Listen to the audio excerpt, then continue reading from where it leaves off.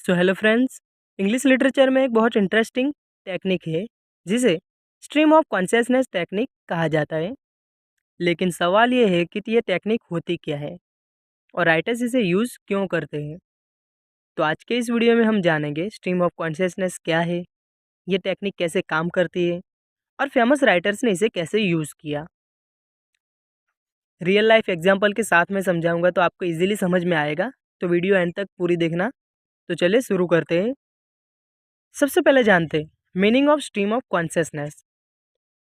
Stream of consciousness एक literary narrative technique है जिसमें राइटर कैरेक्टर के माइंड के थॉट्स को डायरेक्ट शो करता है।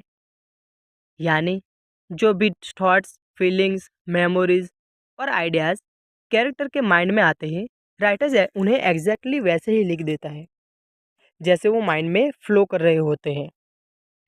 इस टेक्निक में थॉट्स लॉजिकल ऑर्डर में नहीं होते, वो बिल्कुल नेचुरल फ्लो में आते हैं। कभी पास्ट, कभी प्रेजेंट और कभी इमेजिनेशन। इसी वजह से इसे स्ट्रीम कहा जाता है, क्योंकि थॉट्स एक रिवर की तरह कंटिन्यूसली फ्लो करते रहते हैं। अब इसकी ओरिजिन ऑफ द टर्म देखें तो stream of consciousness technique term सबसे पहले विलियम जेम्स ने यूज़ की थी। उन्होंने ह्यूमन माइंड को एक्सप्लेन करते हुए कहा था कि ह्यूमन थॉट्स एक कंटिन्यूस स्ट्रीम की तरह फ्लो करते रहते हैं। बाद में राइटर्स ने इसे साइकोलॉजिकल आइडिया को लिटरेचर में यूज़ करना शुरू किया।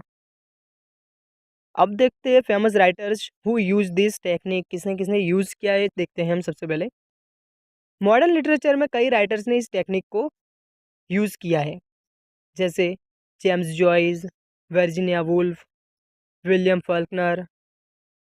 इन राइटर्स ने अपने नॉवेल्स में कैरेक्टर के इनर थॉट्स और साइकोलॉजी को डीपली एक्सप्लोर करने के लिए इस टेक्निक का यूज़ किया है। अब फेमस वर्क भी देखते हैं इनके। कुछ फेमस नॉवेल्स जहां ये टेक्निक यूज़ हुई है, सबसे पहले यूलिसिस, मिसेस डॉलवे।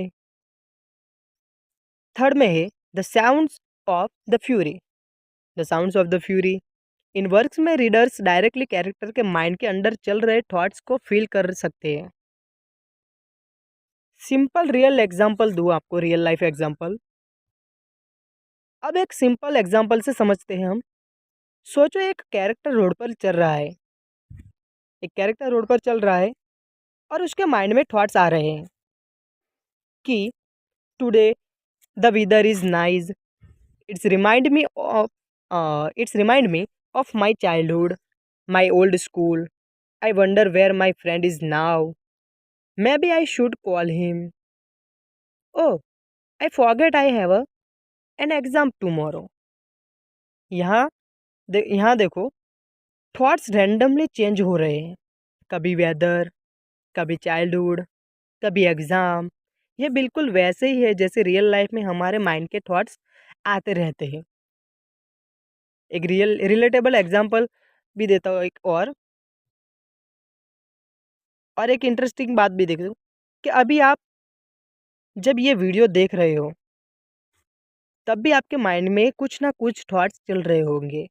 शायद आप सोच रहे होंगे कि ये टॉपिक एग्ज़ाम में आएगा या नहीं, वीडियो कितनी देर तक का है, मुझे बाद में पढ़ना भी है। ये जो कंटिन्यूस फ्लो हो ऑफ थॉट्स है, इसी को स्ट्रीम ऑफ कॉन्शियसनेस कहा जाता है।